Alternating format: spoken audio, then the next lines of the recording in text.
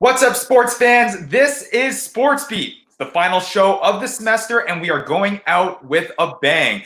We're talking Olympics, sports betting, and yes, even a little WWE. All that and more just around the corner. Sports Beat starts now.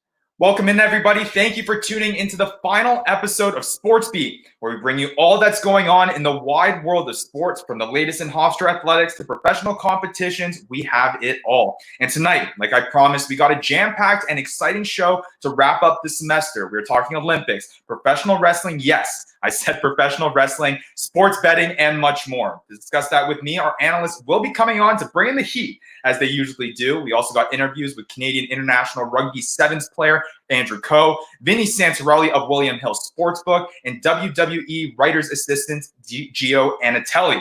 And as always, we want all of you watching to get involved. Leave us a comment down below on our YouTube stream and be a part of our discussions. Send us a question, share us some of your takes, and we'll do our best to bring you on as part of the conversation. No, let's start things off here. All of us Sports Beat hope you are all out there staying healthy and being safe during these tough times. But with that being said, there's no question the sports world too has been shocked, including one of the most prestigious sports stages out there, the Olympic Games. And to help talk about the Olympic Games here with me, we're going to bring on Eddie Fitzgerald, our first analyst of the night.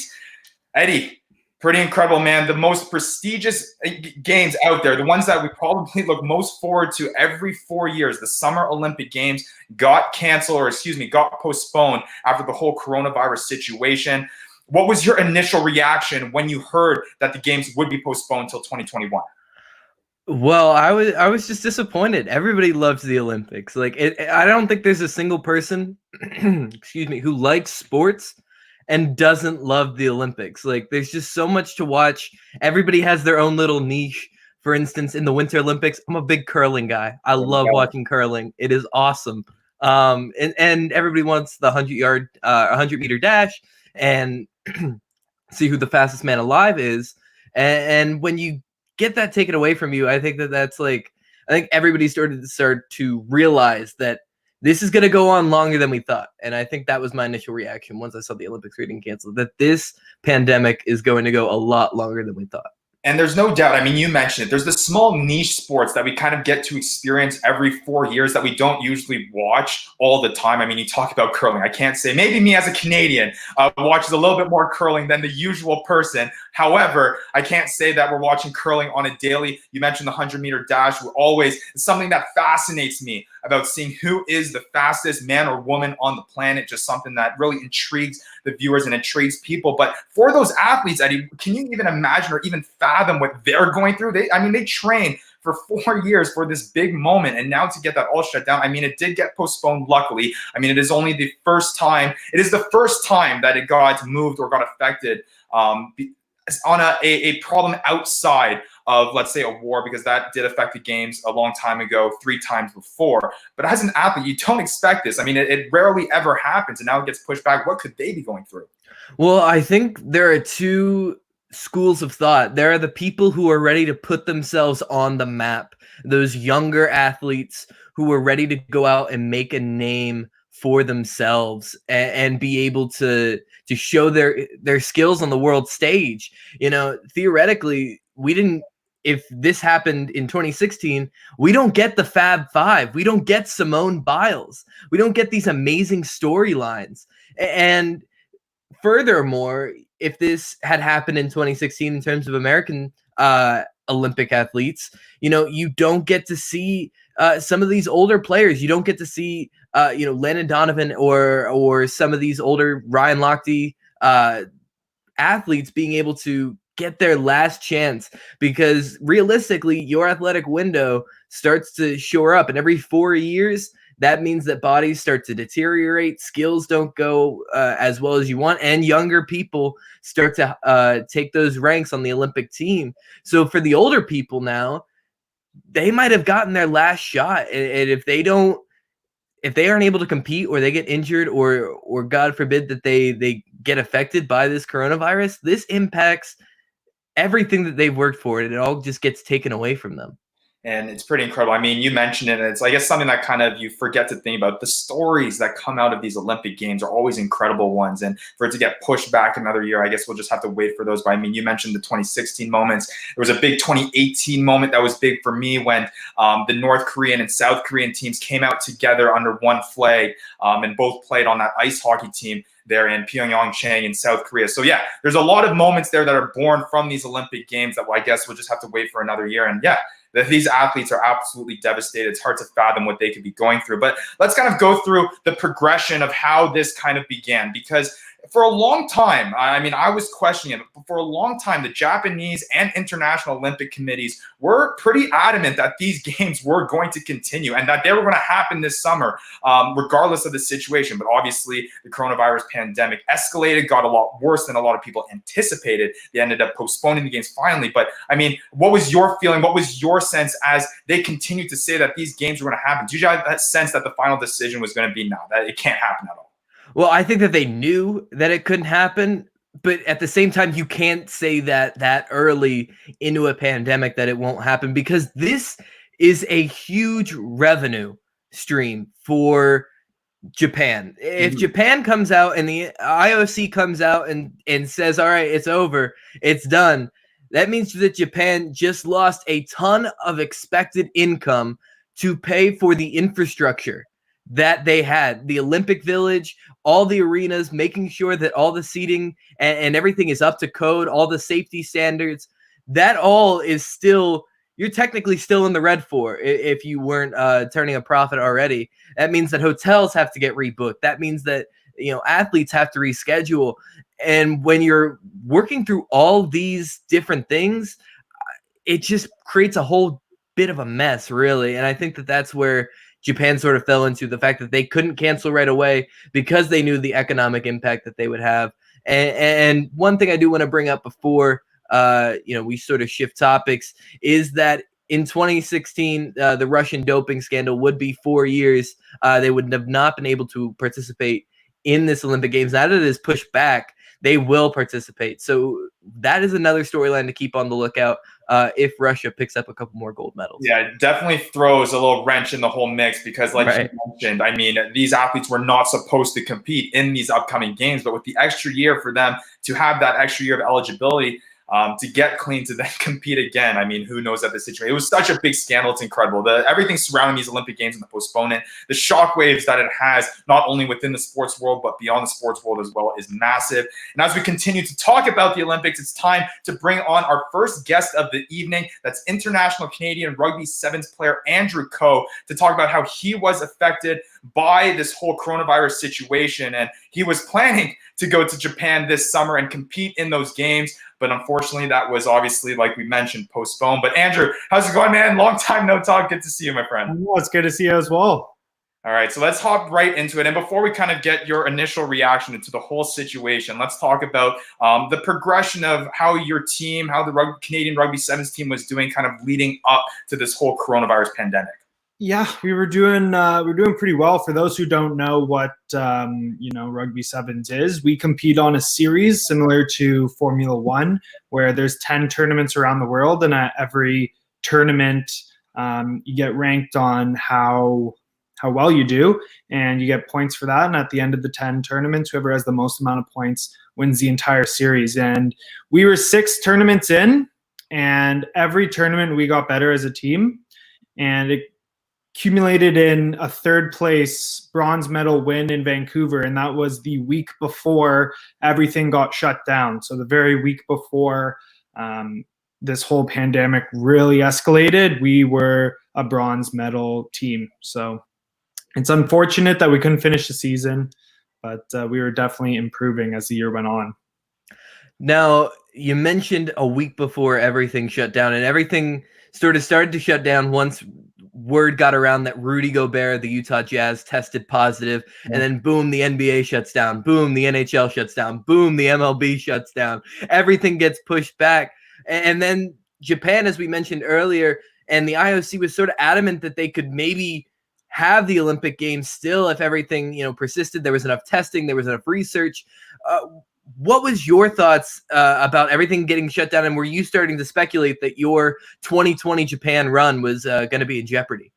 Yeah, well, our very next tournament after Vancouver was Hong Kong and Singapore, and that was in April.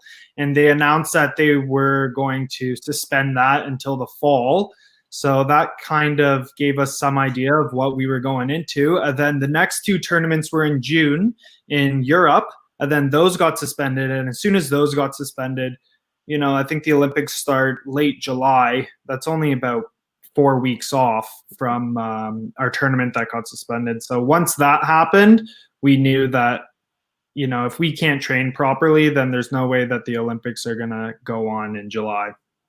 And Andrew, sort of a twofold kind of wave of emotions here for you, especially as a Canadian, potential Canadian Olympian here. First, I mean, Canada was the first country to pull out, right? And they kind of led this wave of starting to get countries to kind of get behind them. That their athletes are their number one priority. Their health of the athletes are their number one priority. We can't jeopardize this. So Canada made the ultimate decision to not go along with this, and kind of sparked that whole wave of, okay, maybe we shouldn't have these games. So kind of a twofold question here. Your initial reaction, I guess, when Canada announced that they weren't going to go to the Olympics, regardless of whether Japan was going to happen. And then once Japan finally postponed the Olympics, what was kind of your reaction then? Whether that's going from huge disappointment from the Canadian sand side, and then maybe some relief because it got postponed. But what was kind of your mindset during that period of time? I was in shock at first. We got an email from the Olympic Committee that said, okay, we're going to do a press release announcing that we're not going to be going to the Olympics, even if they do happen. And I was pretty shocked. But what really triggered me was when they released it and the public found out, and all the outcries of everyone felt bad for the athletes. And that's when I really kind of broke down that, like, this is more than just the Olympics. This is a global pandemic, and Canada is the one leading the way in terms of putting pressure on the IOC, that's saying that it's bigger than just the Olympics. We need to get this sorted from a public health matter, not just an Olympic matter. Once again, we're talking with Andrew Coe, who is a rugby sevens player on the Canadian national team. Andrew, now with the shutdown, how are you and the team sort of maintaining your physical nature? Because rugby is a very physical game, and you got to stay in shape, because now you have a whole nother year that you have to get through in order to reach that top form to go and strive for gold. What's your workout regimen right now with the team? We were lucky enough that we were allowed to take all of the weights and any sort of equipment that we needed from our gym. So we have that. I have that in my house right now. And depending on what weights you took, our strength and conditioning coaches have been amazing in terms of creating a workout plan that you can follow.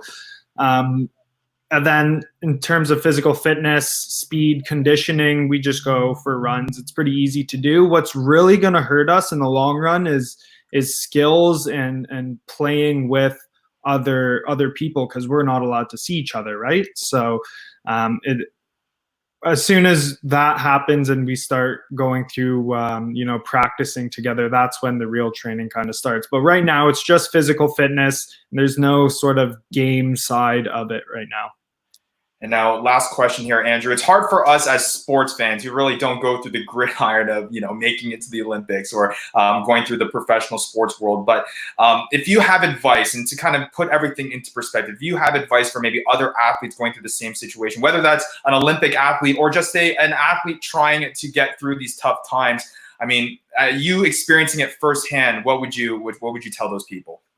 I think one is stay busy. You got to make sure that you're still, you're not lying on the couch for 16 hours a day. Go out, whether it's just going for a walk, going for a run, just make sure that you're staying busy. And you got to stay connected. You got to, keep on top of all your relationships that you have, all your friends, all your family. Make sure that you're still talking to them, FaceTime them or Zoom them or do what you want. Me and my friends have started a trivia weekly trivia. That's how we kind of stayed mentally there.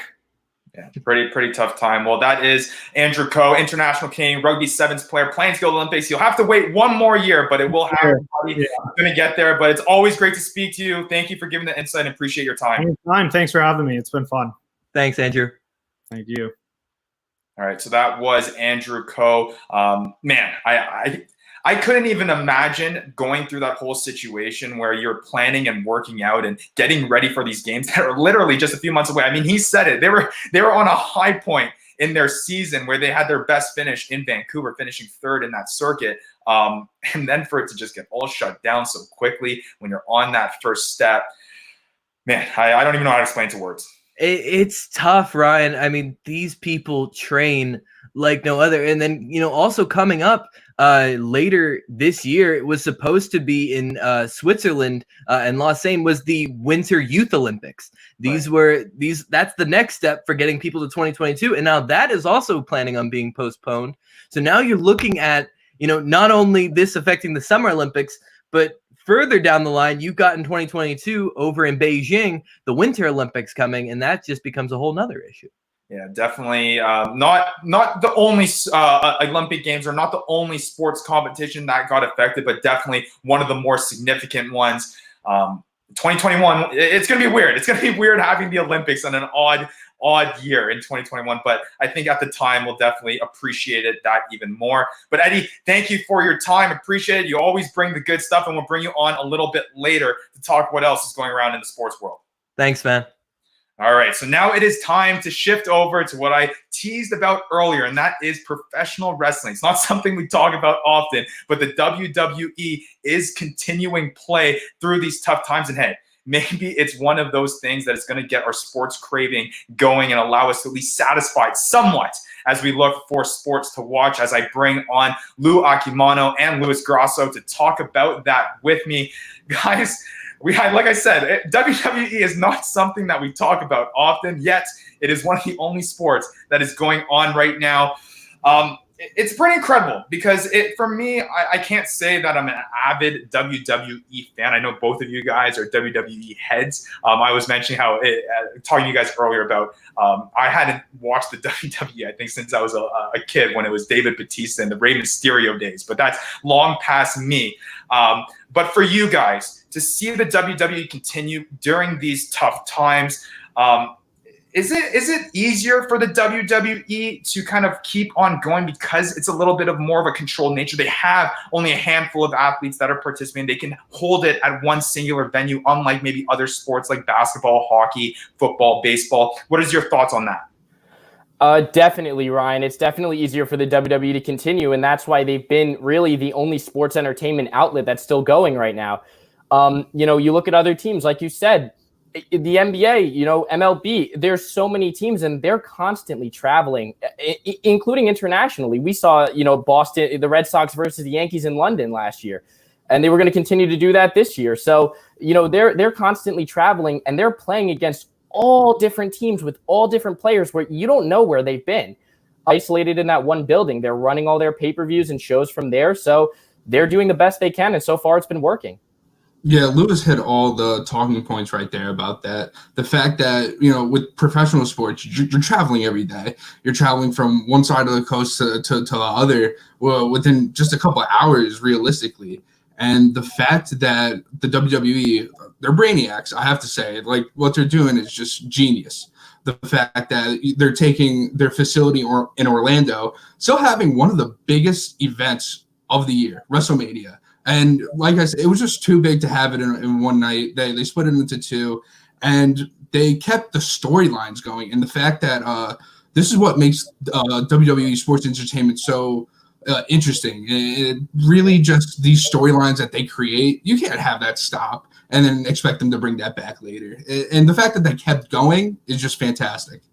Well, I can hear in your voice, and I think among many others, the passionate fans that love those storylines. But nonetheless, those fans can't go to the venue and watch those events live. And I think similarly to other sports that have been canceled or are trying to return, I mean, fans bring a certain level of the atmosphere to those events. I mean, I've seen it on TV. I've seen how crazy those events get, especially when you see the ones right around the ring. But for you guys, what is your opinion on that? I mean, I understand that it is a storyline that they're creating, and it's got to have some effect, though, of the product that's being put on TV.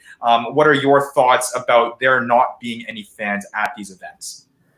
It's different, Ryan. Honestly, like you said, we've been fans for a long time, me and Lou, watching old matches. You know, we've only been accustomed to seeing the fans, and the crowd usually takes over those matches. It's the cheers.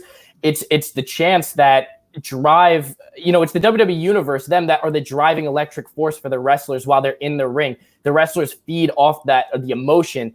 All of it. So now they have to adapt to a silent arena, and they just have to do it that way. But something that I picked out from it when watching their shows since the coronavirus is you can actually hear them, the wrestlers, you know, yelling at each other and going back and forth. And going to what Lou said, that goes with the storylines because you didn't get to hear that before. So you just heard the crowd that took over everything, took over the arena, all of it. So now it brings to those storylines, it makes it a little more intense. So I think that's kind of cool in that way if you're trying to look at a positive with that about having no fans. But overall, I'm just really looking forward to when they're going to be back in the arena because, yeah, you get to hear them talk. It makes storylines interesting, but WWE, it runs with fans, and it's all about the WWE universe.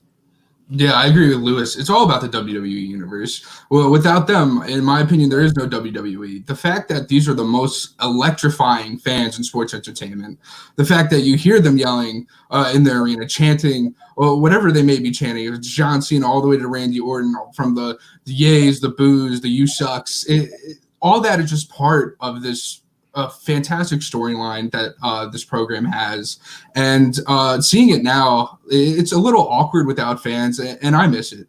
And like Lewis alluded to, I rewatch the old stuff all the time. We've been DMing each other a lot of old footage of matches that we've seen back in the day, and just the fans, the fact that they're very into it, and it creates this movie-like aspect of how we get to escape reality and jump into this new universe. It's quite an amazing experience to have with these fans. Well, that's very cute. I'm glad you guys are creating your own little WWE universe to get these tough times together. But last question here before we bring on writer's assistant Gio Anatelli to talk more about the WWE. We have to get into the controversial. And I know that, you know, we want and we're craving sports just to have something to digest, because I think for all of us as sports fans, not just WWE fans, we're just all looking for something to hold on to and try to go to during these tough times. And it looks like WWE may be one of those things right now. But nonetheless, you are still putting the health of not only just the athletes there, but everyone who's involved in the production at risk in a way. I understand it's a controlled situation, but there's still a coronavirus pandemic that is going on in the outside world. What are your thoughts on this? Is it worth the risk? Are they doing it properly? What are your guys' thoughts on that whole situation? Well, Ryan, I agree. You know, it is a risk. You know, no matter what, it's always going to be a risk. This is a virus that we can't see. We're defenseless. But I think that they're definitely doing it the right way, and I think it's been effective. Every single person who enters the Performance Center has tests run on them immediately by doctors before they can come in, making sure that they're not sick, that they're okay to perform.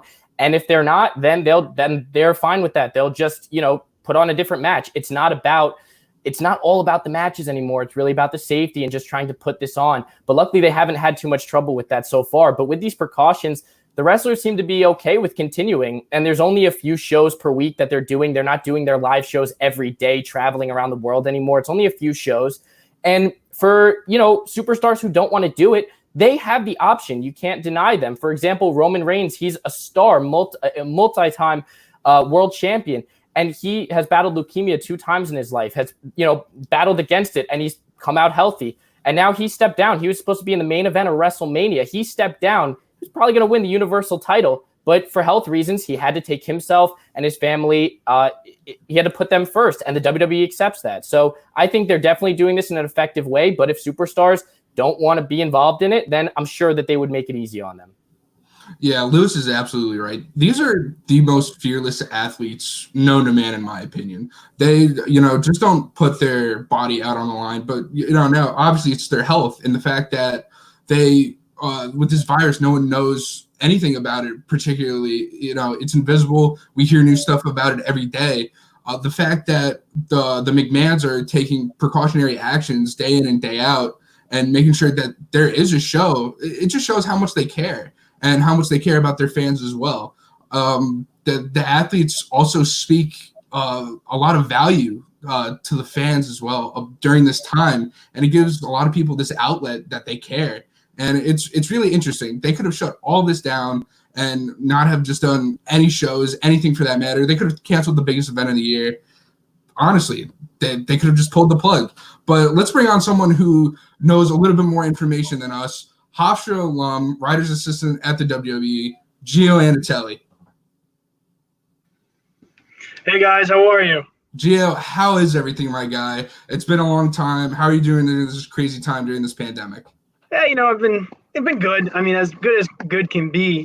Just being home with my family, working from home, trying to stay as safe as possible, and trying to keep myself occupied. Yeah, I see you have the Daniel Bryan shirt right underneath with yes. Double champion, yep. Of course, I had to bring it on.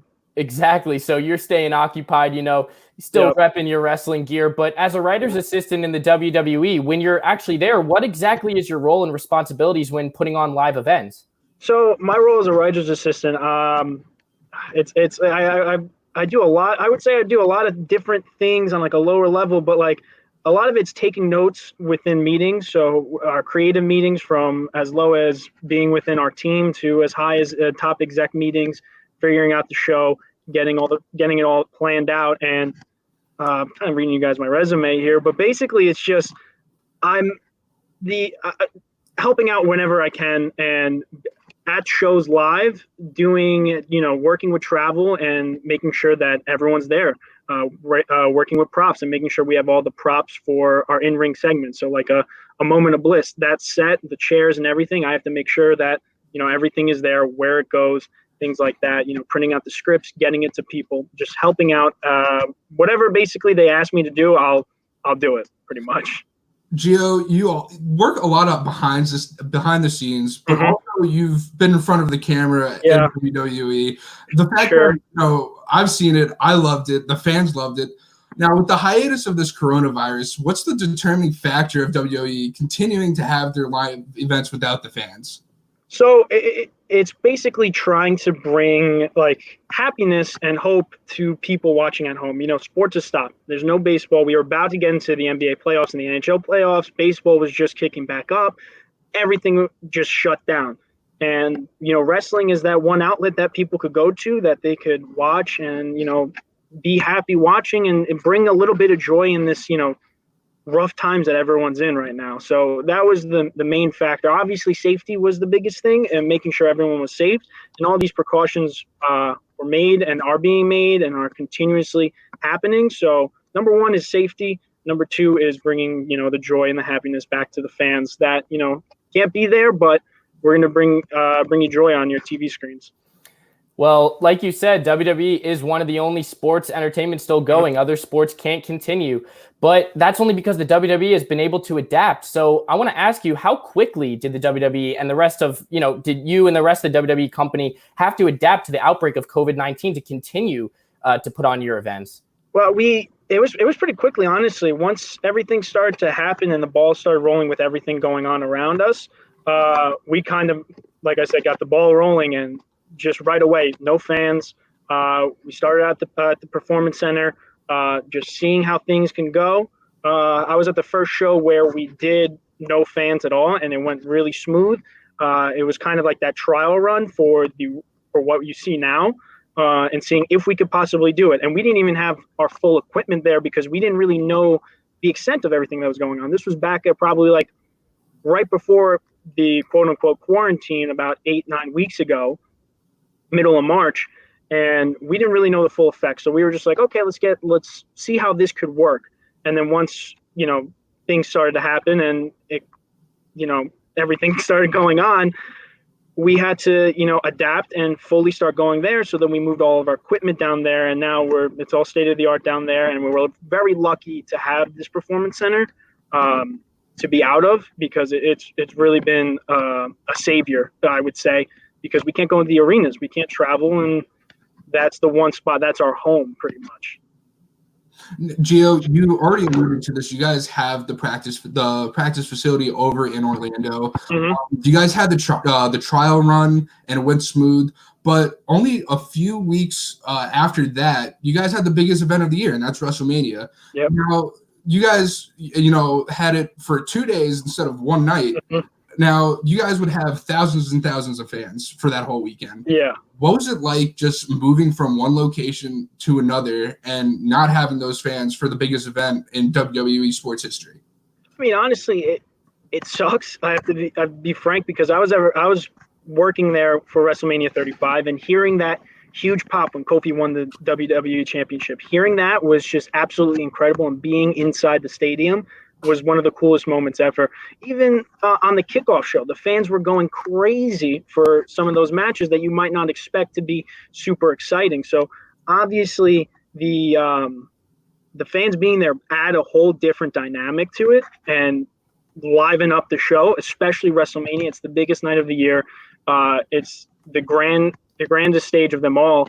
And that whole weekend is like a whole fest of wrestling. Fans come together. It sucked, but you know what? It turned out really well. I mean, we still put on a good show.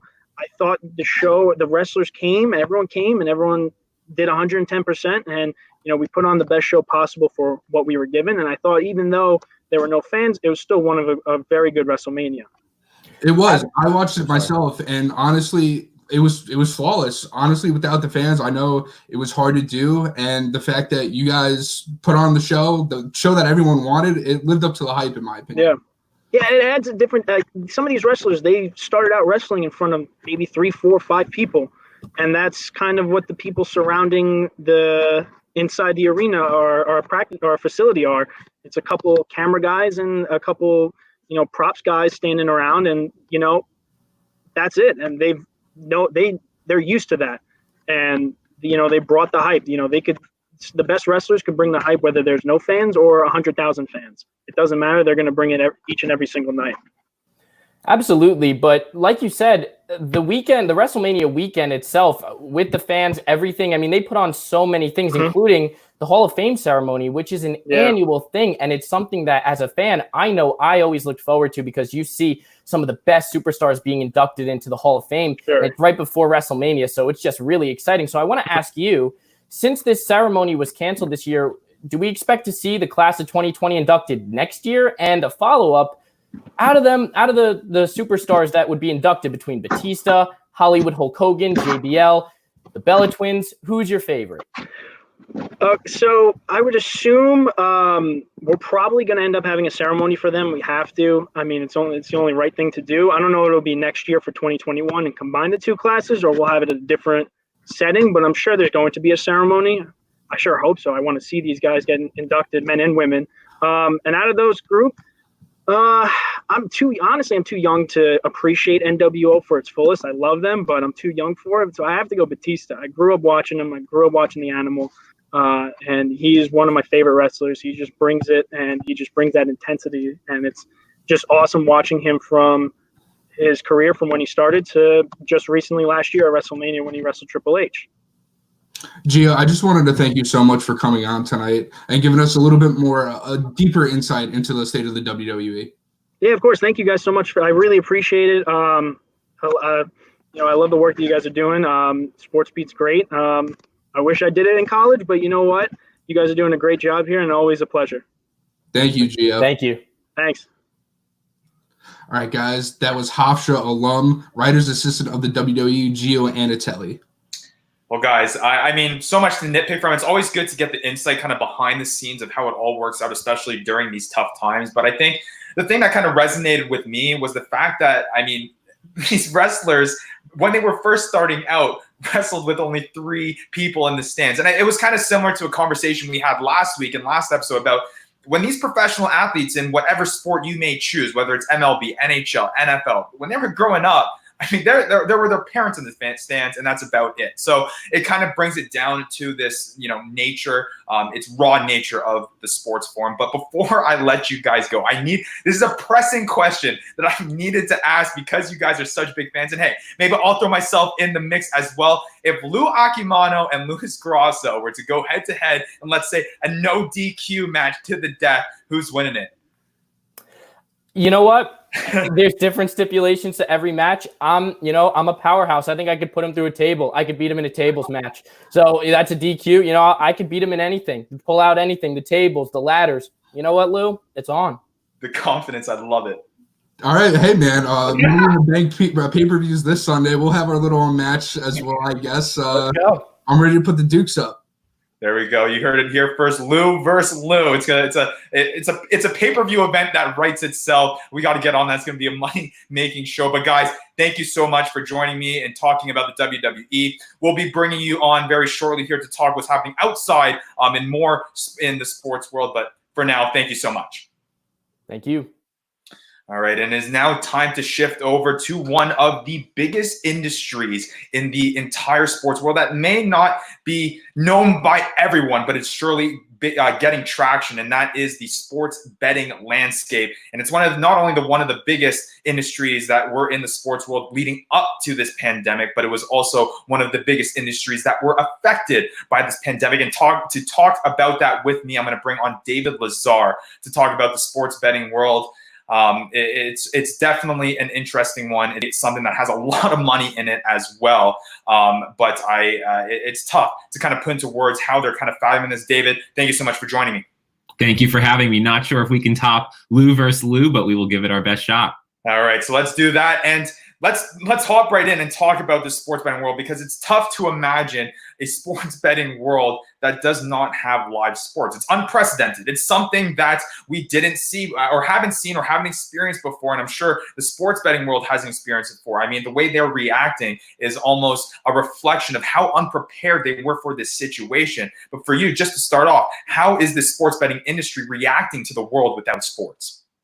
The public is starting to embrace sports betting, but with no sports, the industry is going to have difficulty proceeding. Executives quickly started exploring how to create hype and encourage spending in the absence of mainstream sports. Simply put, there are two types of gamblers. There's the casual sports fan that does it for fun, maybe on a vacation to Vegas. And then there's the hardcore gambler, where it's a big part of their life. And without sports, the industry is prioritizing how to retain those who make gambling that part of their life, where they do it all the time. To do this, they're popularizing minor sports, niche sports like Korean baseball, ping pong, and other opportunities. So with these sports and with these opportunities, the gambling industry is trying to make a new market. And that's a perfect segue into my next question here, because that's what we're noticing about the sports betting world, is that they're trying to adapt and find those niche sports that they're talking about. And I mean, this is outside the sports world, but I've even seen sports books in Costa Rica that are putting out odds about the high temperature that is going to happen in certain cities in the country. I mean, that is absolutely mind-blowing. But to stick within the sports world, I mean, you mentioned it, the KBO, certain leagues that are happening around the world, the smaller ones. My question for you is, because there's the absence of major sports, and now that there's sports bettors that may get more invested into these niche sports by putting money there as they continue to try to do what they love to do, are these niche sports going to grow traction once all the sports do come back? Maybe there'll be a higher KBO fanship. What are your thoughts on that?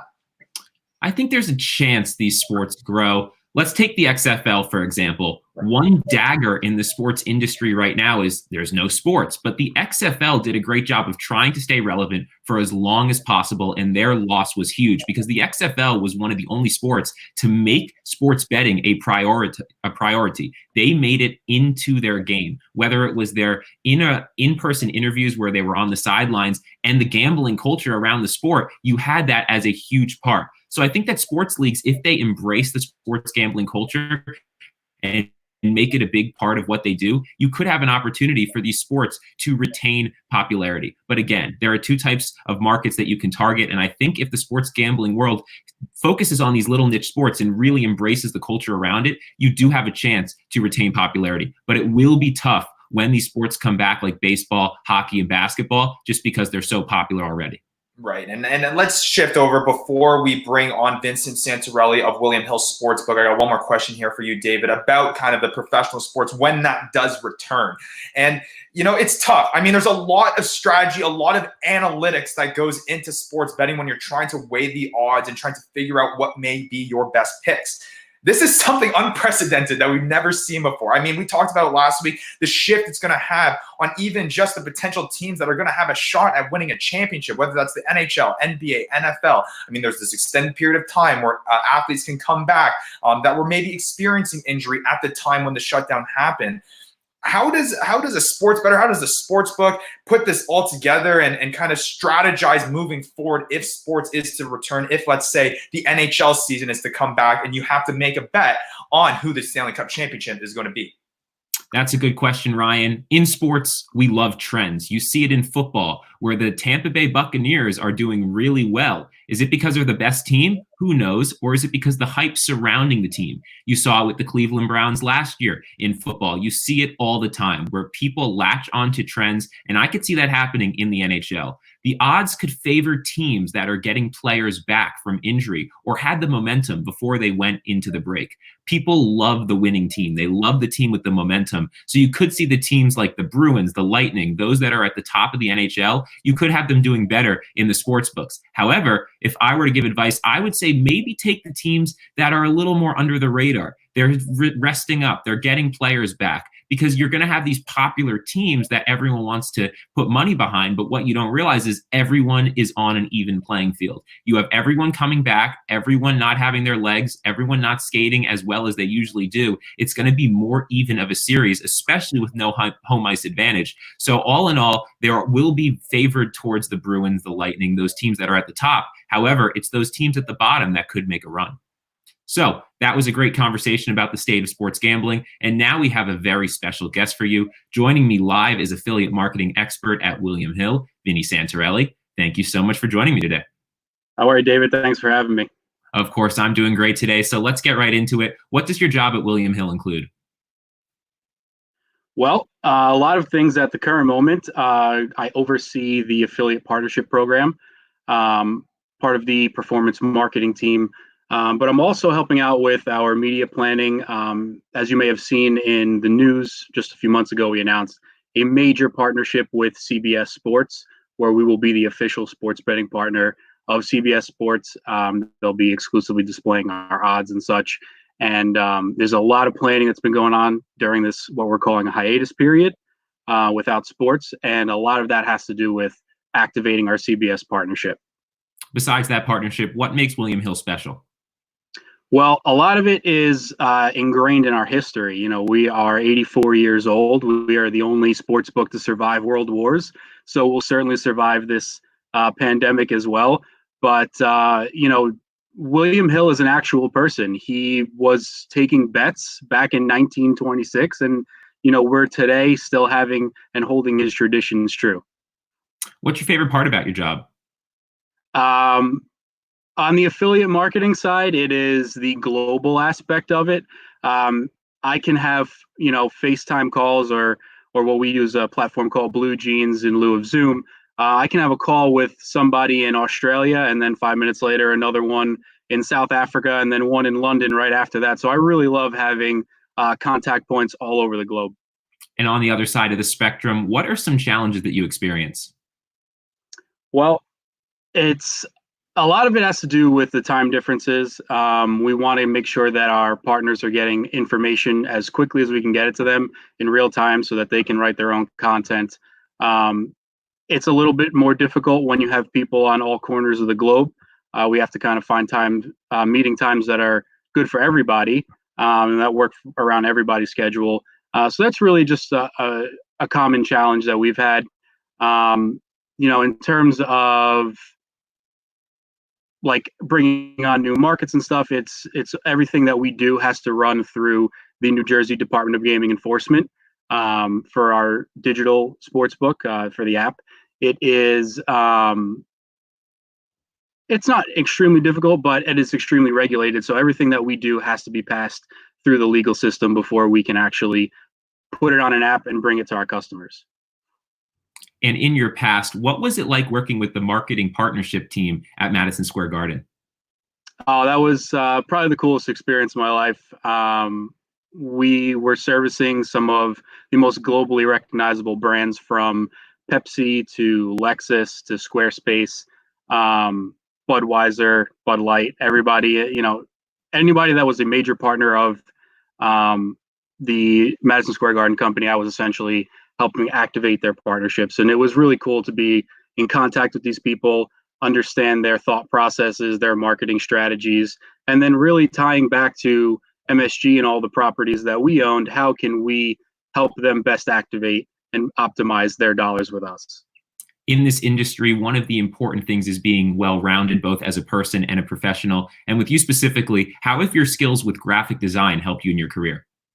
Well, I think exactly what you just said. It's making yourself as marketable as you can, trying to position yourself best for success. I've used my limited graphic, I wouldn't say limited, I've self-taught in graphic design, I'll put it that way. But I've gotten really good at it, and I've had to use it in some aspect at every job that I've had, whether it's actually creating social posts and graphics for a sports medicine job that I worked in, to reviewing creatives and decks at Madison Square Garden, to now making sure that our creatives align with what our goals are at William Hill. It really has developed my eye for the marketing creative, and yeah, that's how it's going to carry on. I still love to do little projects on the side, and my family will know that I create logos and stuff all the time. So yeah, graphic design is pretty cool. And obviously, we have to get to the big question of the day. How has COVID-19 affected the sports betting industry as a whole? Well, you and your co-host just alluded to it before. We've had to get really creative with what we can offer our customers. Sports on the whole have not stopped yet. We have these smaller niche sports that are still live. Nicaraguan soccer has been great for us. The Russian table tennis has been insane. Who would have thought in any world that we'd be talking about that at this point in 2020, that we're talking about betting on table tennis and women's semi-professional golf with the Cactus Tour. That's a small semi-professional tour in Arizona that hasn't stopped playing. And we've posted odds on that. We've taken a lot of action on that. And now coming up with the Korean Baseball League, I think that could, like you guys alluded to, maybe create a little fan base for them here in the U.S. Moving over to the Garden State, I am sitting in my home in New Jersey right now. I can see your sweatshirt. How did your time at Rutgers University help you in your career? Well, Rutgers is a great university. They're just so diverse and so connected, and that's really the important part of going to college and selecting a university. It's about how can you have diversity of thought, as well as how can you progress yourself professionally. Because you go to school so that you can position yourself for success in the professional world. And Rutgers had that outlet for me, had that channel.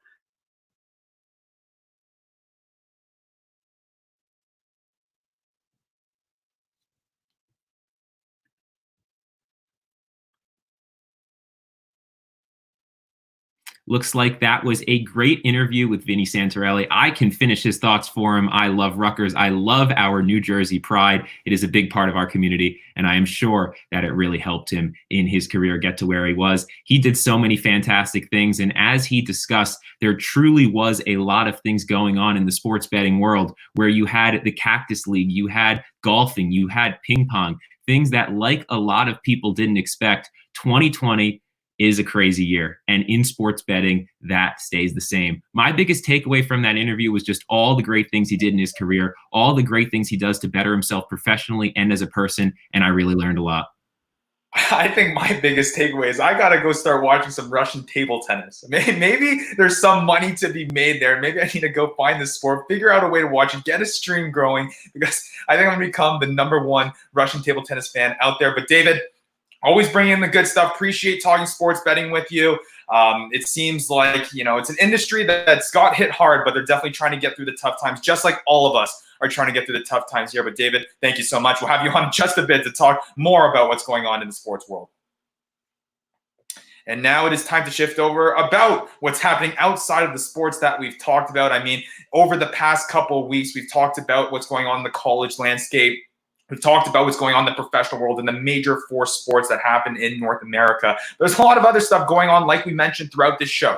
I mean, we have the KBO League that is starting. We have WWE that we've talked about. We have Russian table tennis that apparently we can go to as well. But Tommy Aquilina is now going to come on here and join me as we discuss the other stuff that is going around in the world of sports over the next couple of weeks. Maybe something that sports fans can go to maybe satisfy that sports craving that we continue to talk about. For me, maybe it's Russian table tennis. Tommy, why don't you let us know what's going on over the next couple of weeks in the sports world? What's going on, Ryan? So obviously you mentioned Major League Baseball not getting underway, but the KBO, South Korea's Korea Baseball Organization, began its regular season earlier this week. It's one of the most talented baseball organizations in the world. You basically have Major League Baseball here in America, and then you have baseball over in Japan, the Nippon Professional League, and then you have the KBO. That's about as good as it gets. And American broadcasters have been calling games on ESPN and ESPN2. So the KBO is airing games on ESPN. Also, NASCAR is going to be coming back maybe really, really soon. NASCAR is looking to host races at Darlington Raceway, 7 races in 11 days from May 17th to May 27th. No fans in attendance, and then also extra safety measures for the racers and the crew. Meanwhile, the Premier Lacrosse League is looking to get going in July. The PLL is in its second year of existence, and what they want to do this year is bypass the regular season and just go right to their PLL Championship Series, which is what they're calling it. They want to host this tournament and have it start on July 25th. And because there are so few teams, only 7 in the league, one of their co-owners went on the Today Show, Paul Rabel, and he said that less than 300 people would be needed to put the entire event on. So they're hoping that gives that a better chance of happening. And then also you've got the UFC. The UFC, some of their events have been canceled, but overall the UFC has not stopped. And UFC 250 is still expected to take place next month in June, although right now they have no current location. And this doesn't even include some of the other sports, such as soccer going on in countries like Turkey and Guatemala. And then also horse racing. They're looking to get the Kentucky Derby and the other Triple Crown races going as well. Well, it may not be the sports that we're used to, Tommy, but it looks like we do have a fair share of stuff that we can choose from in order to start watching at least some sports and kind of feel somewhat normal during these very abnormal times. And as we continue to discuss that, Tommy, I want to bring on the rest of our analysts here to kind of discuss and get their thoughts on what they may feel like is their sports that they're going to go to. I don't know, guys, if NASCAR is going to be for me. I don't know if I can continue to watch a bunch of guys taking left turns for 3 hours. But I don't know. I talked about it earlier. Russian table tennis is looking pretty interesting for me. But I've hopped all aboard the KBO train. Big Kiwoom Heroes fan. I'm going to go all the way with that league. 144 games. I'm all set. Sitting on the couch, going to watch the whole thing. Lewis, let's start with you, man. What are you going to with all the sports that are apparently going on?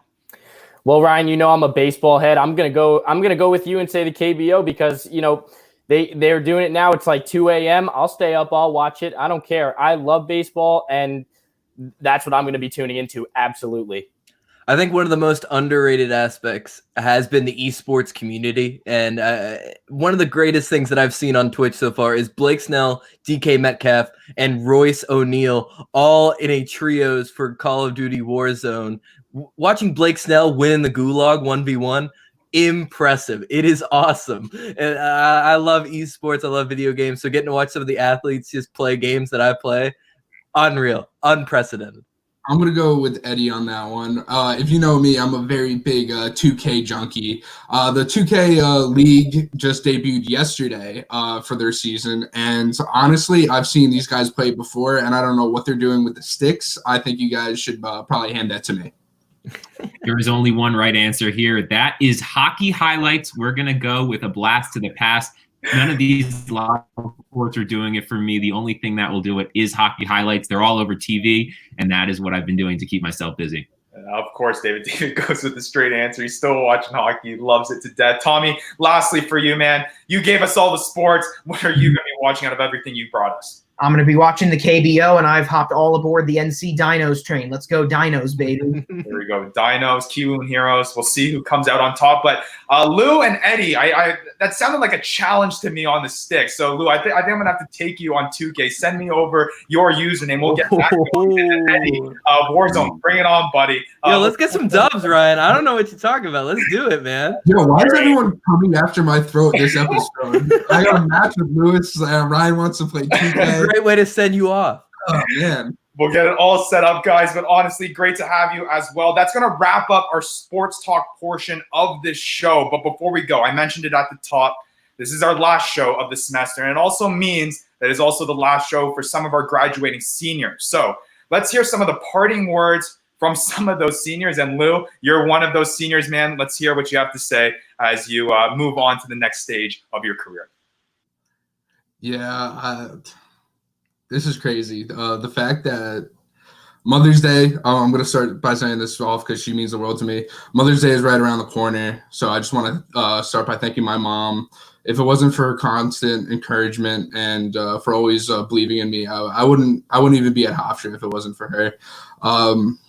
Thank you, Dr. Peter Gershon, for coming up to me after my first show last spring and asking me to come back and audition the following semester.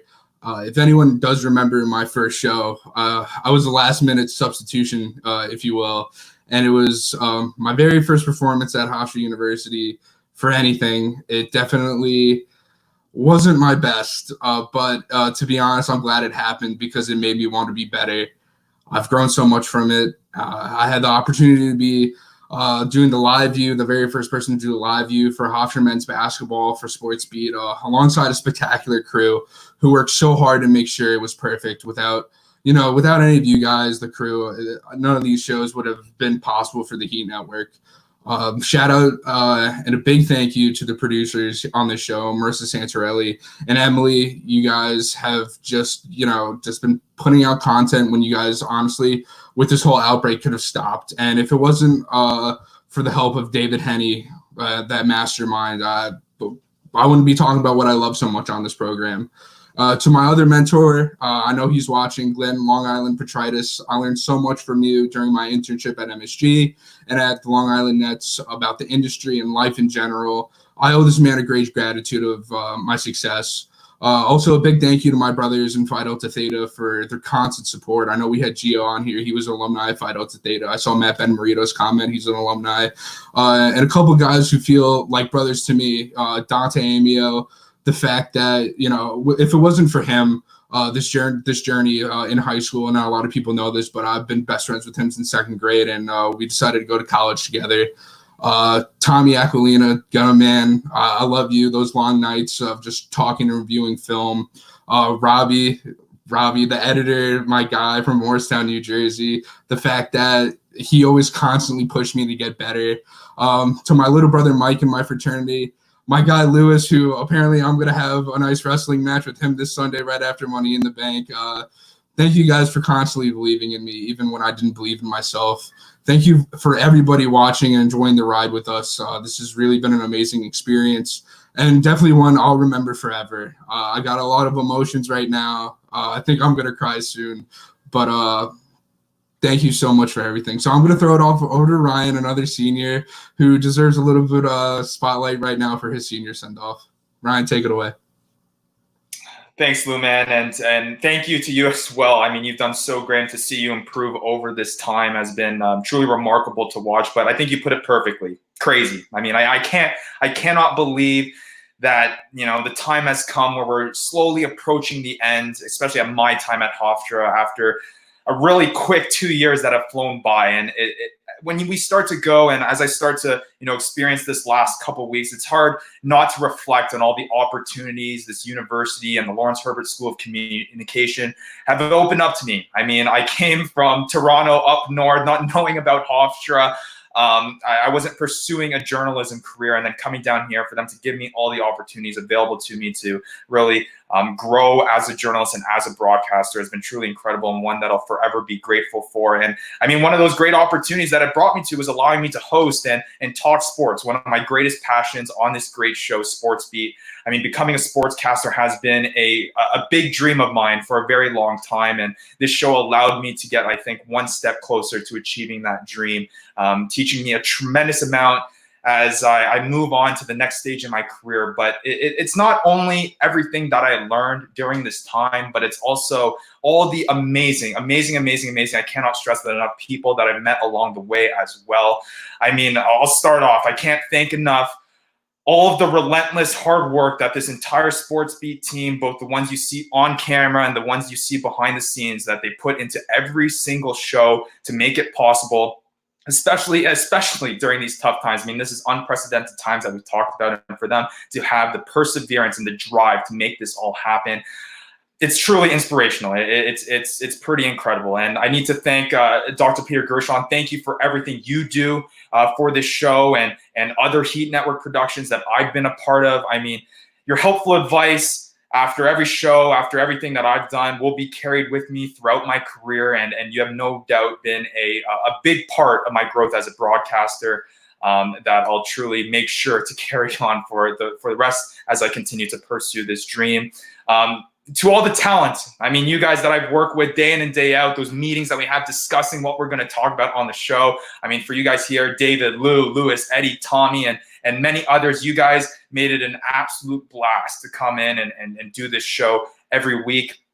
And I definitely cannot not thank my family, mom, dad, my brother Matthew, even my grandma, aunts, uncles, cousins that are all tuning in. Love you guys so much, and really you guys inspire me to continue pursuing this dream. And of course, my friends as well who are tuning in. I mean, just to know that there's my family and my friends and people that are watching this in support of me, it's really a rewarding feeling and something that continues to fuel that drive that I have every single time that I get on camera. And finally, definitely last but not least, to my producers, Emily and Marissa, thank you so much for allowing me to come on your show and do what I love to do. Without you guys, this is not a joke. This show would not have been possible. You're contagious. Enthusiasm and dedication is inspirational, and being a part of this show under your guys' direction will be something that I will cherish forever. It was a great opportunity that you guys gave me to host this show, and I really can't express how much that means to me and how much I thank you guys. But this show means so much to me. It's something that I will remember forever. And from the bottom of my heart, I thank you all that make this possible, and all that I've worked with over this short amount of time. But to wrap off these senior send-offs, we need to give to the floor to one of those amazing people that I mentioned. One of the most incredible people that I know that makes it all possible, and that is my producer and amazing friend, Marissa Santarelli. Marissa, why don't you take it away? Ryan. This is weird. I'm live on Sports Beat right now. I didn't think that was gonna happen. I'm usually live on Half today, so this is a little bit of a different pace, but it's a good different. First off, I just want to say a big thank you to Dean Luke for obviously for so much, but specifically for our beautiful, beautiful Studio B. We were honored to have actually had our first episode and the only Heat show that was able to use that facility, the new facility, at the beginning of the semester. It was a true honor. It was so much fun to work in. But thank you again for all of your developments across the Lawrence Herbert School of Communication. We are indebted to you. Thank you so much. This is going to be hard. To Dr. Peter Gershon for, I think I like message him and email him every other day saying how much I appreciate him, but thank you will never be enough for the kind of support and encouragement that you give each of your students. I am so blessed and so honored to have been a student of yours and to even have you as a mentor of mine. So thank you so much for all that you've done for me and all that you've done for all of your students. You are so loved and so appreciated. I have to give some recognition to Tim and Fred in the School of Comm, who kicked me out of the School of Comm on a number of occasions and have left the building open so much longer than needed and stayed late just so I can get a project done or get some stuff for Sports Beat done or have like a post-mortem wrap. Thank you for all of your support and for always just making us smile literally every single day that I see you guys. To Sophie, our amazing GM, our general manager, your support across the board has been incredible. And to have known you as a brother in Zeta Phi Eta, as our general manager and just as a friend has been an absolute pleasure. So thank you for everything.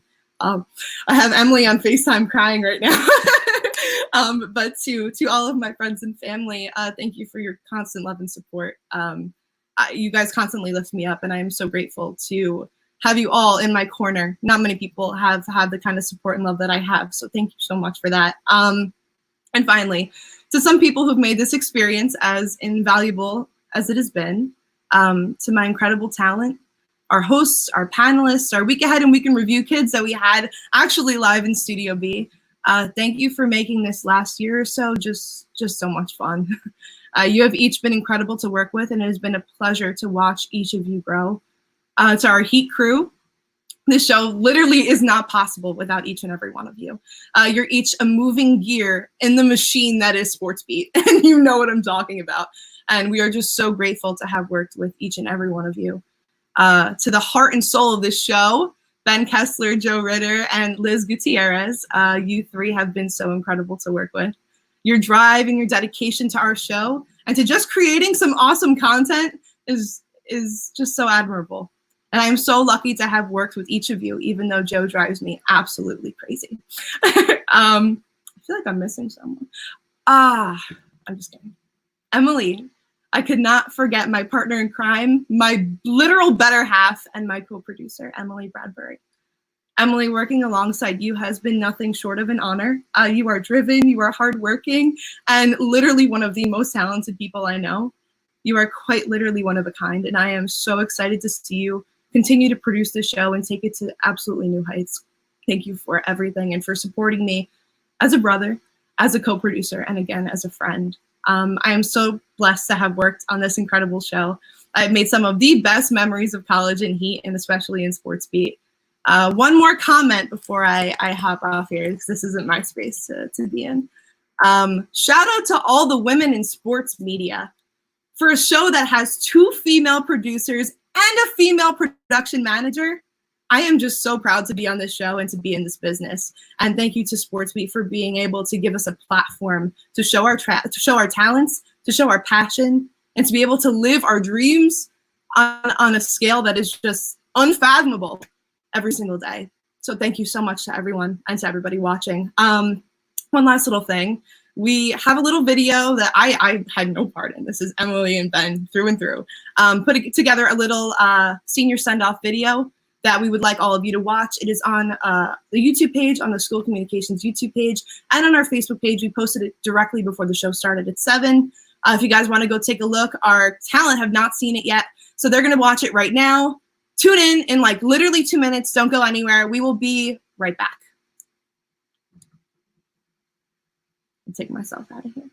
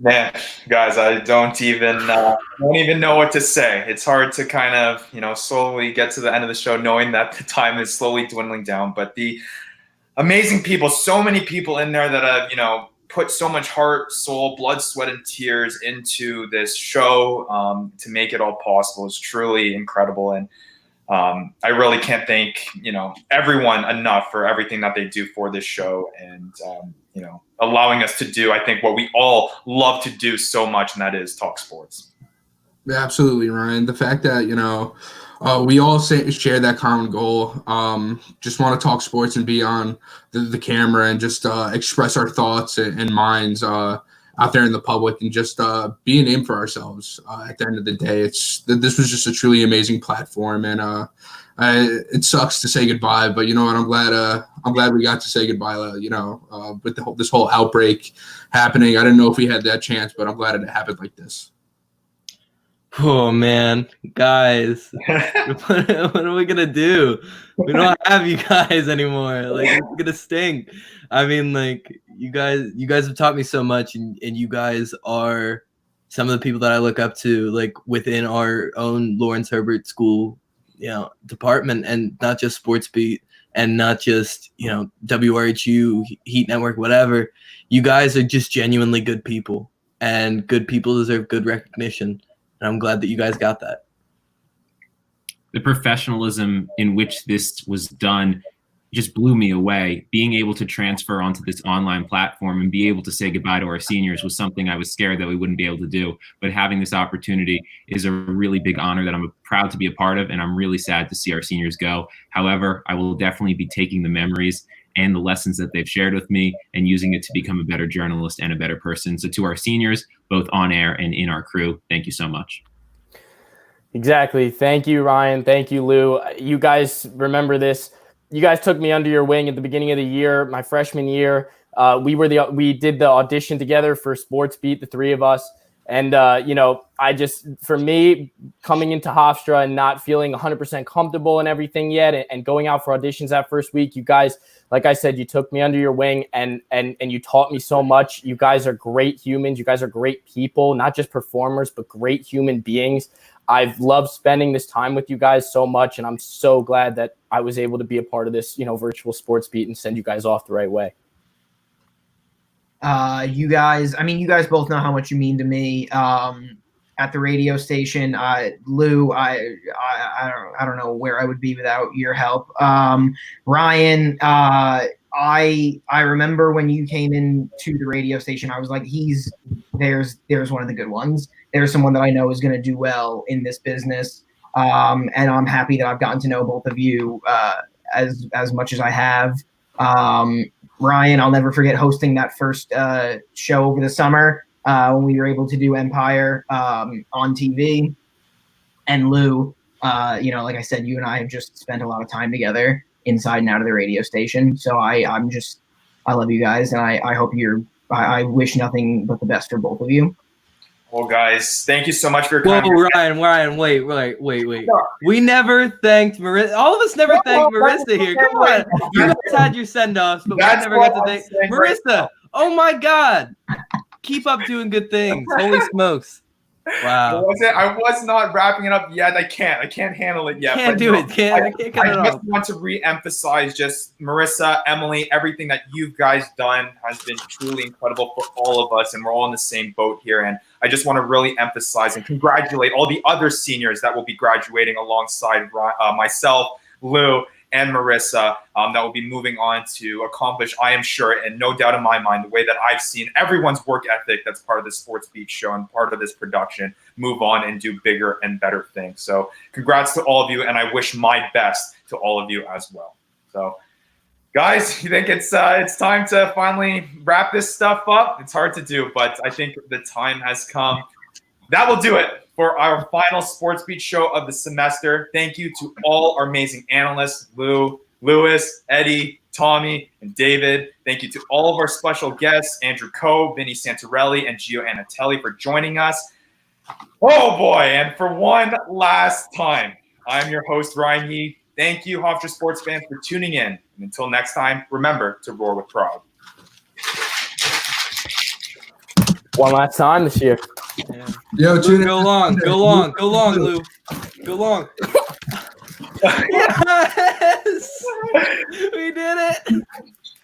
Love you guys, man. Yo. Love you guys. Yeah.